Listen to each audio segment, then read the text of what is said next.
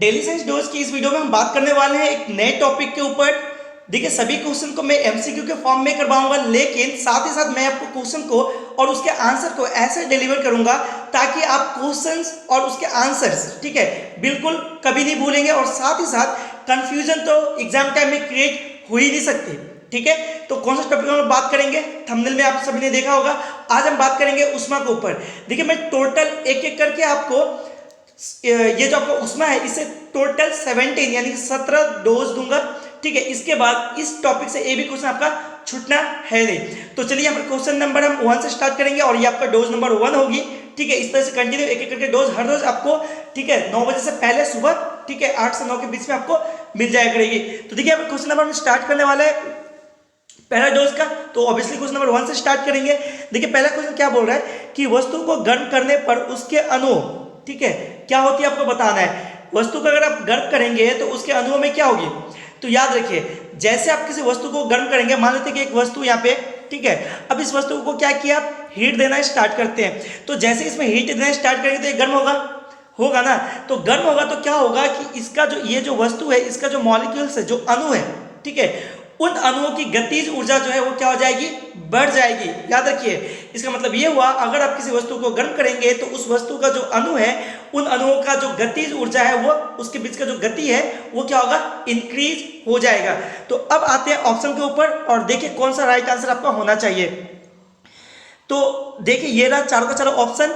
पहला क्या है, अणुओं की चाल, ठीक है, बढ़ जाएगी। उसके बाद अणुओं की गतिज ऊर्जा कम हो जाएगी, का भार बढ़ जाएगा, मतलब अणुओं का भार बढ़ जाएगा, या फिर अणुओं का भार घट जाएगा। तो देखिए, याद कीजिए, मैंने आपको क्या बताया, मैंने आपको बताया अगर किसी वस्तु को आप गर्म करते हो तो उसका जो अणु है, ठीक है, उस अणु का जो चाल है, ठीक है, वो जो गतिज ऊर्जा है, ठीक है, गतिज ऊर्जा मतलब क्या, उसमें जो ऊर्जा क्रिएट होगी उसके अणु के गति के कारण, उन अणु का जो चाल है यानी गति है वो क्या होगी, बढ़ जाएगी। तो ये वाला जो आंसर पहला नंबर जो है आपका राइट आंसर यहाँ पे हो जाएगा।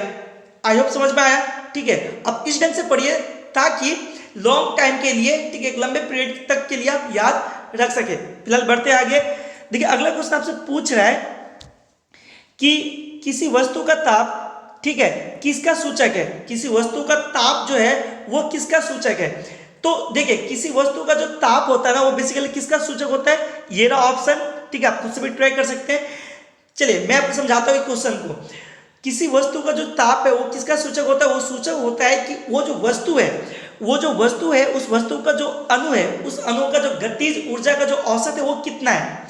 देखिए, याद रखिए, किसी वस्तु का, ठीक है, किसी वस्तु के अंदर जो आंतरिक आपका अणु है, ठीक है, उस अणु में जितना ज्यादा गति होगा वो यानी उसमें उतना ही ज्यादा गति ऊर्जा उत्पन्न होगी। जितना गति ऊर्जा उत्पन्न होगी वो उतना ही ज्यादा उसमें उस वस्तु का ताप क्या होगा, बढ़ता रहेगा, ठीक है। तो इसका मतलब ये हुआ कि किसी वस्तु का जो ताप है क्या सूचक होता है। किसी वस्तु का ताप यह सूचक होता है कि वो वस्तु का जो अणु है, ठीक है, उस अणु का औसत चाल कितना है। उस वस्तु का जो अणु है, उस वस्तु का अंदर जिस अणु से बना हुआ है, उस वस्तु के अणु का औसत चाल कितना है, यही सूचक होता है उस वस्तु का ताप। तो आइए अब ऑप्शन पे आते हैं। देखिए, पहला ऑप्शन क्या है। पहला ऑप्शन है इसके अणुओं की कुछ ऊर्जा का, उसके बाद इसके अणुओं की औसत ऊर्जा का, इसके अणुओं के कुल वेग का, या उसके अणुओं की औसत गति ऊर्जा का। तो मैंने आपको बताया औसत गति ऊर्जा का, याद रखिए, किसका, औसत गतिज ऊर्जा का, यानी ये वाला आपका करेक्ट आंसर हो जाएगा। चलिए टिक करते हैं इसको। तो बिल्कुल ये आपका राइट आंसर हो गया। बढ़ते आगे। देखिए, अगला क्वेश्चन बोल रहा है कि वस्तु का ताप सूचित करता है कि संपर्क करने पर उष्मा, ठीक है, संपर्क करने पर उष्मा क्या होगी। क्या क्वेश्चन है, ध्यान से पढ़िए। वस्तु का ताप सूचित करता है कि संपर्क करने पर उष्मा क्या होगी। तो देखिए, संपर्क करने पर जो उष्मा है वो बेसिकली क्या हो जाएगी, वो एक वस्तु से दूसरे वस्तु में प्रवाहित हो जाएगी। आपको पता होना चाहिए एक चीज कि मान लेते कि यहाँ पे एक वस्तु है, ठीक है, और यहाँ पर भी एक वस्तु है, ठीक है। अब ये जो वस्तु है इसका ताप कुछ और है और इसका ताप कुछ और है, ठीक है। मान लेते कि इसका ज्यादा है और इसका कम है। तो अगर आप इन दोनों वस्तु को आपस में क्या करेंगे, संपर्क पे इन दोनों वस्तु को संपर्क पे रखेंगे, मतलब टच करा के रखेंगे, तो यहां से उष्मा इसमें क्या होना स्टार्ट करेगी, प्रवाहित होना स्टार्ट करेगी, है ना। तो क्वेश्चन में क्या बोला, क्वेश्चन में भी तो आपसे ये बोला है कि वस्तु का ताप सूचित करता है कि संपर्क करने पर ऊष्मा क्या होती है, ऊष्मा प्रवाहित होगी। बिल्कुल, देखिए आप जब जब इन दोनों को संपर्क में रखेंगे तो यहाँ से ऊष्मा क्या होगी, यहाँ तक इस वस्तु में ऊष्मा क्या होगी, आना स्टार्ट होगी। ये और जो ये ऊष्मा प्रवाही जो है कब तक होती रहेगी, प्रवाहित कब तक होती रहेगी, जब तक कि दोनों वस्तु का ताप इक्वल ना हो जाए। ठीक है, दोनों समान गर्म ना हो जाए। तो देखिए किस ऑप्शन में है। अब देखिए ये रहा आपका ऑप्शन। देखिए पहला ऑप्शन क्या बोल रहा है कि उस वस्तु के अपेक्षाकृत अधिक ताप पर की वस्तु में प्रवाहित होती है। ठीक है, क्या बोल रहा है, उस वस्तु के अपेक्षाकृत अधिक ताप पर किसी वस्तु में प्रवाहित होती है, बिल्कुल नहीं। ठीक है, कम से अधिक तो जा नहीं सकता। उसके बाद अपेक्षाकृत कम ताप की वस्तु में उच्च वस्तु से प्रवाहित होती है, बिल्कुल उच्च वस्तु का ताप से कम ऊष्मा वाले वस्तु पे प्रवाहित होती है। तो ये वाला आपका डायरेक्ट करेक्ट आंसर यहाँ पे हो जाएगा। चलिए टिक कर लेते हैं इसको। बिल्कुल यहाँ पे क्या हो जाएगा, राइट आंसर यहाँ पे हो जाएगा।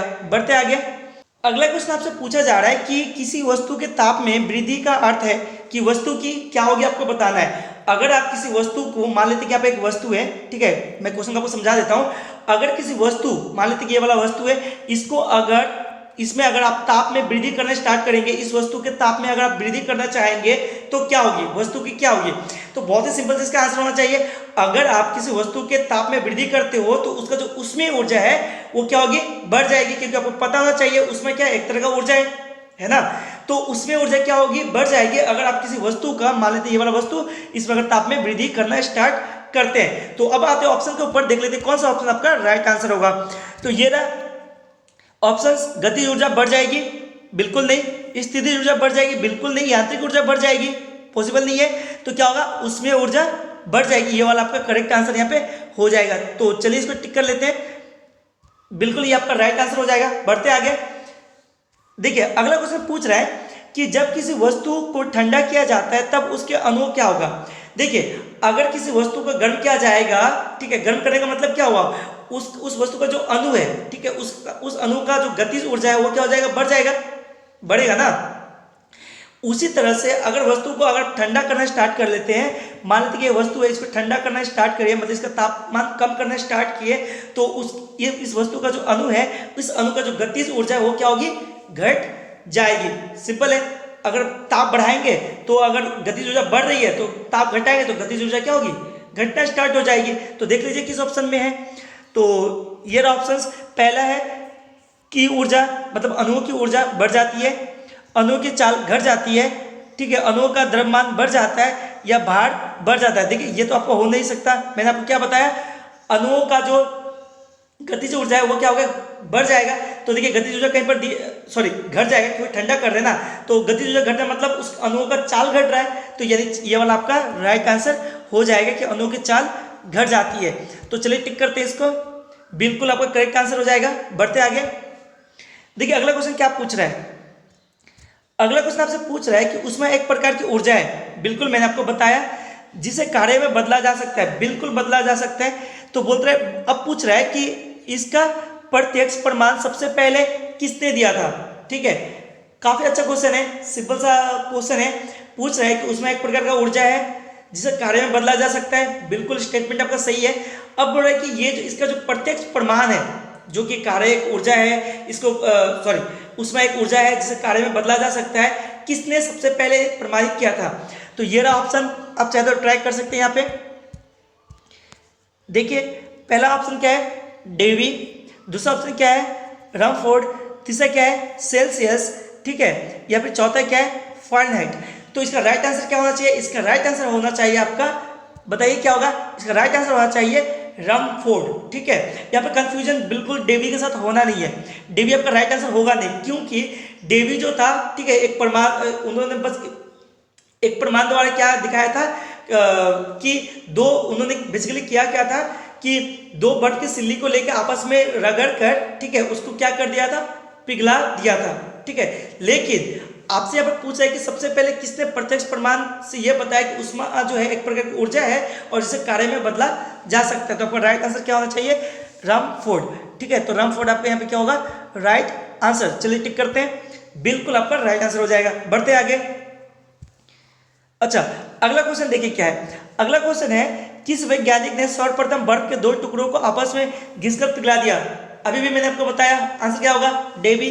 तो देख लीजिए डेवी कहाँ है, ये रहा डेवी, ये आपका करेक्ट आंसर यहाँ पे हो जाएगा। ठीक है, सिंपल सा था। बढ़ते आगे। अब देखिए अगला क्वेश्चन क्या पूछ रहे हैं, जब किसी कार्य ऊष्मा में बदलता है या ऊष्मा कार्य में बदलती है तो किए गए कार्य व उत्पन्न ऊष्मा का अनुपात एक स्थिरांक होता है। बिल्कुल स्टेटमेंट आपका सही है। ठीक है, जिसे ऊष्मा का यांत्रिक तुल्यांक कहते हैं। ठीक है, अब बोले कि ये जो यांत्रिक तुल्यांक है, ठीक है, इसका मान कितना है आपको बताना है। क्वेश्चन में एक बार फिर समझा देता हूँ क्योंकि काफ़ी अच्छा क्वेश्चन है। ठीक है, आपको पता होना चाहिए कि रिसेंट के जो भी रेलवे एग्जाम होते हैं हो रहे हैं तो इसमें इस ढंग के क्वेश्चन जो कॉन्सेप्ट बेसिस पे पूछे जाते हैं। देखिए क्वेश्चन क्या है, जब किसी कार्य ऊष्मा में बदलता है, बिल्कुल जब हम कार्य करेंगे तो वो ऊष्मा में बदलेगा, या फिर ऊष्मा कार्य में बदलता है। ठीक है, तो किए गए कार्य व उत्पन्न ऊष्मा का जो अनुपात है वो एक स्थिरांक होता है, एक कांस्टेंट होता है। ठीक है, जिसे ऊष्मा का हम क्या बोलेंगे, यांत्रिक तुल्यांक बोलेंगे। तो ये जो यांत्रिक तुल्यांक है इसका मान कितना होगा आपको बताना है। चलिए अब आते हैं ऑप्शन पे। ठीक है, तो देखते हैं इसका मान कितना होगा। अब देखिए ये रहा ऑप्शन, पहला कितना है, 4186 जूल पर किलो कैलोरी, या फिर 4.186 जूल पर कैलोरी, या फिर 4.186 इंटू 10⁻⁷। ठीक है, या फिर उपरोक्त सभी। तो देखिए मैं आपको बता दूं ये वैल्यू सभी वैल्यू आपस में इक्वली है। ठीक है, कंफ्यूज करने के लिए आपको तीन ऑप्शन अलग अलग दिया हुआ है। ठीक है, लेकिन मैं आपको बता दूं कि ये जो वैल्यू है, ठीक है, ये मान और ये मान सब क्या है, सेम ही है।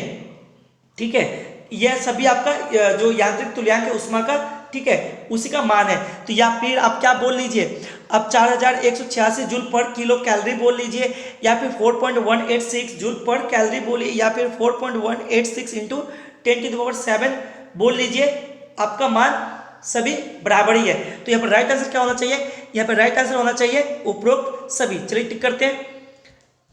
तो बिल्कुल ये आपका क्या हो जाएगा, राइट आंसर उपरोक्त सभी जो है आपका यांत्रिक तुल्यांक ही का मान है। एक चीज आपको यहाँ पर और पता होना चाहिए, वो चीज क्या है कि आपको पता होना चाहिए कि जो 1850 ईस्वी में, ठीक है, 1850 ईस्वी में जो जूल, ठीक है, जो आपका भौतिक शास्त्री थे जूल, ठीक है, उन्होंने ही सबसे पहले ये जो एक प्रमाण द्वारा यांत्रिक तुल्यांक का मान निकाला था। लेकिन उस समय जो उनका मान था वो कितना था, 4.18 था। ठीक है, जिसको अभी आपका जो वर्तमान समय में और भी ज़्यादा, ठीक है, चुंबकीय जो एक्सपेरिमेंट वगैरह के द्वारा इसका जो मान और कहाँ तक बढ़ा के लाया गया है, 4.18, ठीक है, 5 करके इस तरह से मान लाया गया जो कि आपका वर्तमान मान है। ठीक है, लेकिन जूल जो थे सबसे पहले उन्होंने ऊष्मा का यांत्रिक तुल्यांक मान निकाला था और उनका जो मान था वो कितना था, 4.18, याद रखिए। ठीक है, बढ़ते आगे। अब देखिए अगला क्वेश्चन क्या है, अगला क्वेश्चन है निम्न में से कौन सही है। ठीक है, निम्न में से कौन सही है। तो ये रहा ऑप्शंस, बहुत ही सिंपल सा क्वेश्चन है लेकिन बहुत ही अच्छा क्वेश्चन है।